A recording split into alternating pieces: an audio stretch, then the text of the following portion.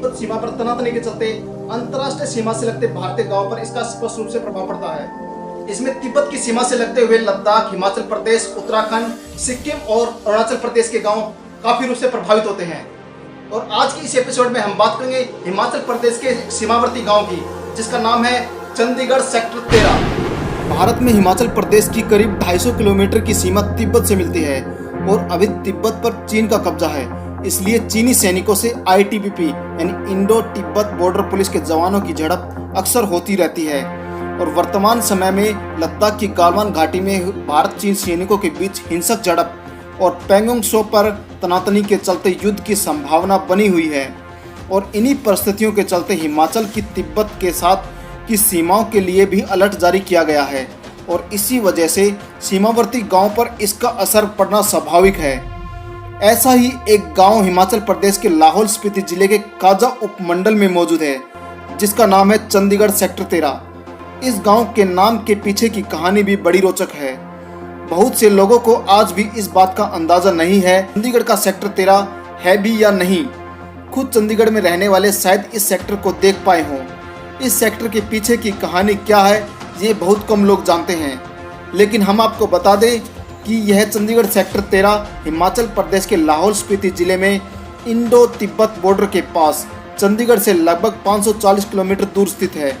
आखिर ऐसा क्यों है, इसका जवाब जानने के लिए हमें इसके इतिहास में जाना पड़ेगा।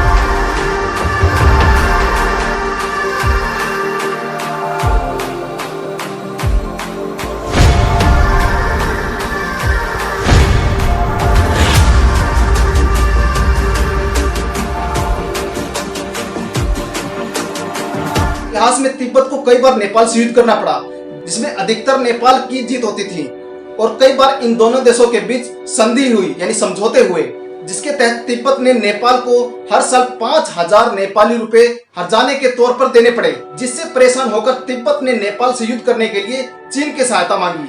चीन की सहायता से तिब्बत ने नेपाल से छुटकारा तो पा लिया, लेकिन इसके बाद 1906-07 में तिब्बत पर चीन ने अपना अधिकार स्थापित कर लिया और 1912 में चीन से माचो शासन के अंत होने के साथ तिब्बत ने अपने आप को स्वयं पुनः स्वतंत्र राष्ट्र घोषित कर दिया।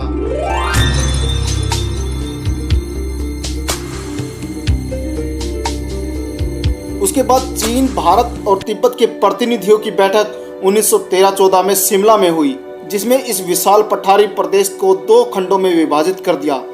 लेकिन इतने बड़े भूभाग को चीन छोड़ने के मूड में नहीं था और उसने दोबारा चीन पर अपना अधिकार स्थापित करने का प्रयास किया। तब तिब्बत में भूमि सुधार कानून और दलाई लामा के अधिकारों में हस्तक्षेप एवं कटौती होने के कारण तिब्बत में चीन के विरुद्ध असंतोष की आग सुलगने लगी, जो 1957-1958 में जोरों से भड़क उठी। परंतु चीन ने बलपूर्वक तिब्बती लोगों का हनन करके तिब्बत पर कब्जा कर लिया था।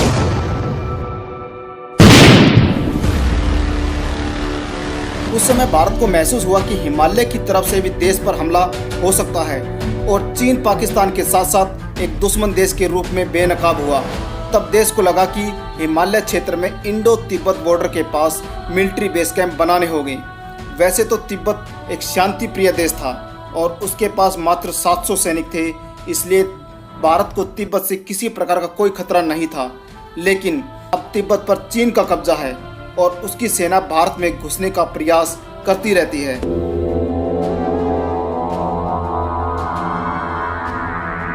ऐसे में हिमाचल प्रदेश के बर्फीले रेगिस्तान कहे जाने वाले लाहौल स्पीति और किन्नौर जिले में ITBP के बेस कैंप बनाए जाने लगे। ऐसे में तिब्बत सीमा के पास लेप्चा नामक एक गांव को सेना के बेस कैंप बनाने के लिए चुना गया। लेकिन मुश्किल यह थी कि यहाँ के लोग अपनी जमीन छोड़कर कहीं नहीं जाना चाहते। फिर एक दूसरे सपाट क्षेत्र को चुना गया, जहाँ पर कोरिक नामक गांव बसा हुआ था, लेकिन यहाँ के स्थानीय लोग भी हटने को तैयार नहीं थे। उस समय चंडीगढ़ शहर की स्थापना की जा रही थी। ऐसे में गांव के लोगों को भारत सरकार ने चंडीगढ़ का एक सेक्टर देने का वादा किया और यह था सेक्टर 13, जो आज भी खाली पड़ा है। उस समय लाल बहादुर शास्त्री ने गांव वालों को दूसरी जगह बसने के लिए राजी तो कर लिया था, लेकिन इस दौरान लाल बहादुर शास्त्री का देहांत हो गया और लाल बहादुर शास्त्री के निधन के उपरांत देश में अस्थिरता आ गई। ऐसे में इंदिरा गांधी ने देश की कमान संभाली इन क्षेत्रों का दौरा किया और लेप्चा और कोरिक गांव को खाली करवाकर सेना के बेस कैंप बनवाए गए। इसमें लेप्चा गांव को स्पीति नदी के किनारे बसाया गया, लेकिन कोरिक गांव के लोग अपनी मातृभूमि छोड़कर नहीं गए और यहीं आसपास बस गए। भारत सरकार द्वारा किए गए वादे के अनुसार ग्रामीणों को चंडीगढ़ में बसाया जाना था, किंतु जब यहाँ के ग्रामीणों को चंडीगढ़ नहीं बसाया गया तो उन्होंने प्रशासनिक स्तर पर बात करके नवनिर्मित कोरिक गांव का नाम चंडीगढ़ सेक्टर 13 रख दिया, जो रेवेन्यू रिकॉर्ड में भी चंडीगढ़ के नाम से दर्ज किया गया। वैसे पंजाब और हरियाणा की राजधानी चंडीगढ़ एक नियोजित शहर है जिसमें सेक्टर 13 नहीं है और चंडीगढ़ के लोग 13 अंक को अनलकी मानते हैं। इसी कारण भी ग्रामीणों ने विरोध स्वरूप अपने गांव का नाम चंडीगढ़ की बजाय चंडीगढ़ सेक्टर 13 रख लिया।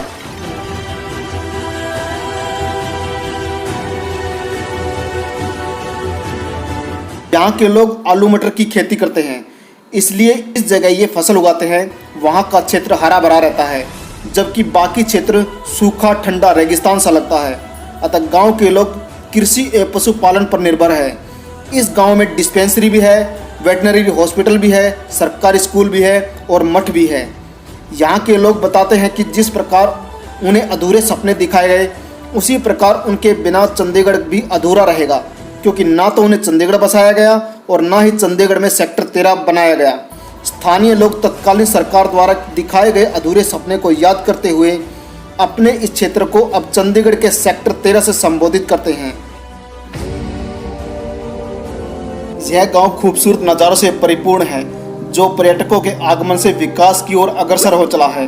अतः हिमाचल प्रदेश का यह चंडीगढ़ सेक्टर 13 या कोरिक गांव अपनी ऐतिहासिक घटनाओं और भौगोलिक परिस्थिति के मद्देनज़र हिमालय में अपनी अलग पहचान रखता है और यहाँ पहुँचने के लिए चंडीगढ़ से शिमला, नारकंडा, रामपुर, कल्पा से पूह होते हुए सुमदो तक नेशनल हाईवे 5 के रास्ते जा सकते हैं।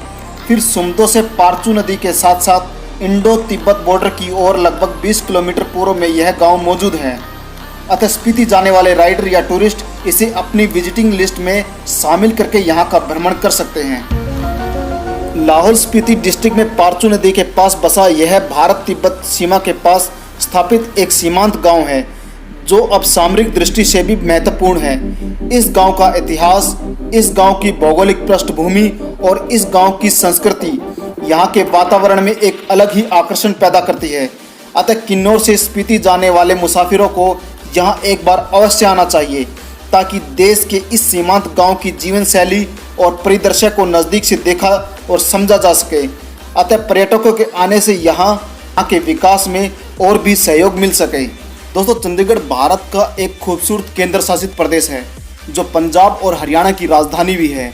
यह शहर भारत का प्रथम योजनाबद्ध शहर है, जिसके वास्तुकार यानी आर्किटेक्चर फ्रांसीसी ली कार्बूजियर है, जो 13 नंबर को अनलकी मानते थे और इस शहर में उसने 13 नंबर के सेक्टर को नहीं बनाया था।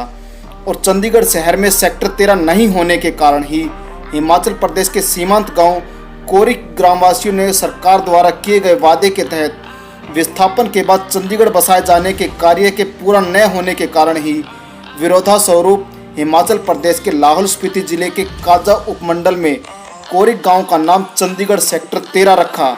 हिमाचल प्रदेश के इस गांव का विजिट करने के लिए अलग से प्लानिंग करने की कोई आवश्यकता नहीं है। जब भी किन्नौर से स्पीति जाने का प्लान बने, तभी इस गांव को अपने विजिट रूट्स प्लान में शामिल किया जा सकता है और इस गांव की सुंदरता का अवलोकन किया जा सकता है।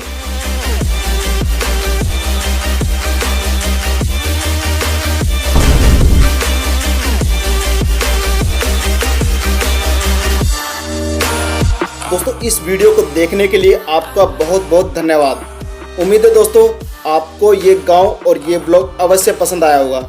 यदि अच्छा लगे तो इसे लाइक करें, अपने दोस्तों के साथ शेयर करें और यदि आप इस चैनल पर नए हैं तो इसे सब्सक्राइब भी करें। तो मिलते हैं आपको एक नए ब्लॉग के साथ। तब तक मस्त रहो, स्वस्थ रहो और देखते रहो जियो इंडिया। जय हिंद, जय भारत, भू भारत।